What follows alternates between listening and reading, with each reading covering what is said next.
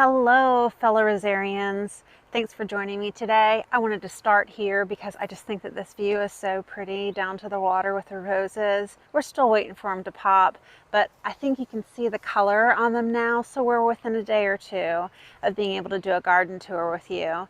And as I was going around the garden today, there were some things that I wanted to share with you. I thought that you might have a question.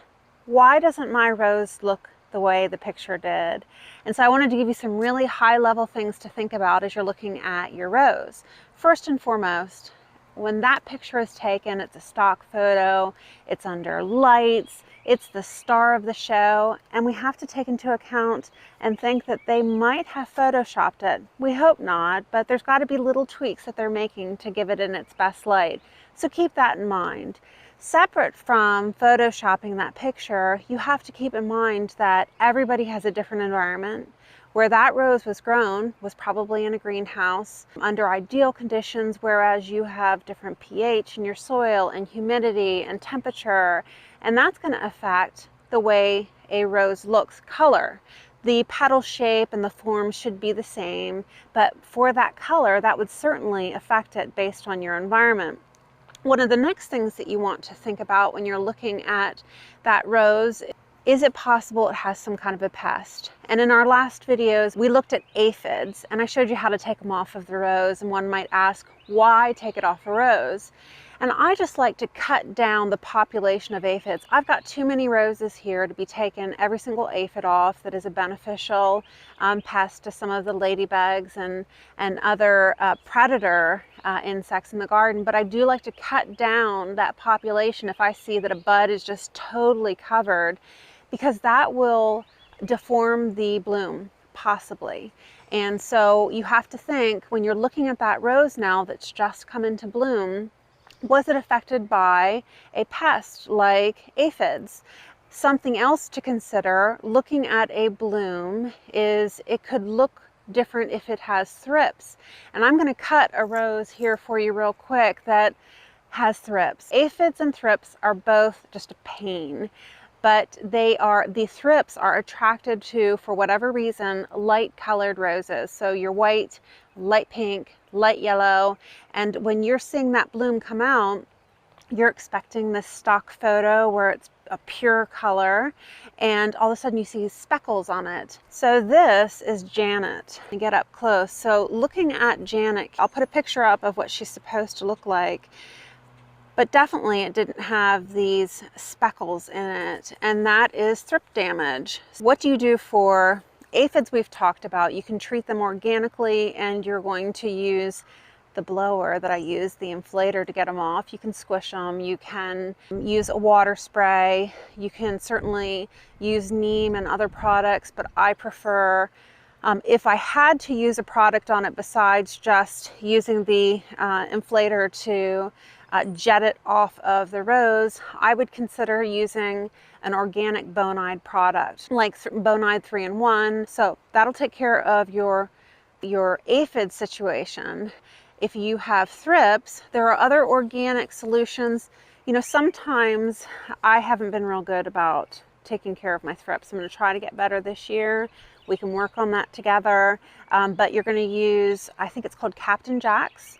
And if you look in the Bonide products, which I love, you're going to see this Captain Jack's product. And then there's also, I think it's called Rose Protect, and that is in the Bonide line. There's also the 3-in-1, that the Rose RX that we talked about. So there's a lot of great products that are organic that you can use to treat for thrips, and that'll give you that pure color that you're looking for. I'm sure there are other pests too, but those are the two that I'm most familiar with that would change the way that your bloom looks.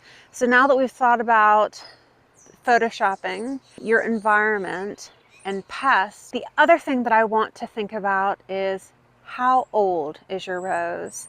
And I'm going to take you over to look at a rose that I have that just bloomed in the garden and show you what I'm talking about. Okay, so when we're thinking about the age of the rose, think about these as little toddlers. You've put them in the ground. If they are a year or so, this is their first season, in my eyes, they're still trying to figure things out. They're kind of awkward. And I've seen pictures on the internet where everyone's showing a picture and saying, why doesn't my rose look the way the picture did.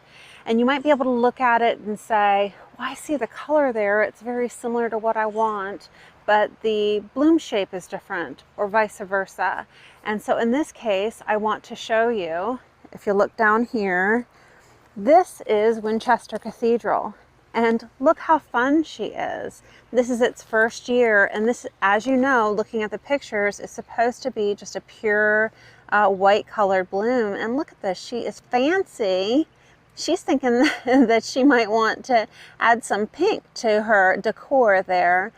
But this is just a new rose, and it's still trying to figure things out. So let's go ahead now and let me show you an older rose and what happens with an older rose. Come on down here. Oh, and on the way, take a look here at this view with the beautiful clematis. I've got Carding Mill here that's getting ready to pop.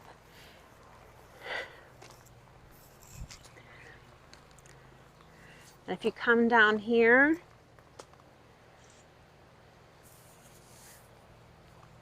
this is Benjamin Britten, and it's getting ready to do its thing.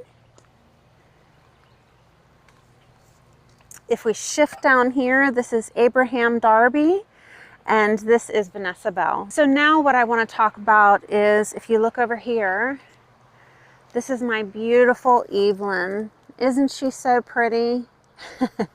And so for my experienced rosarians, or even my newbies, most people know who Evelyn is, and she is apricot in color and just beautiful.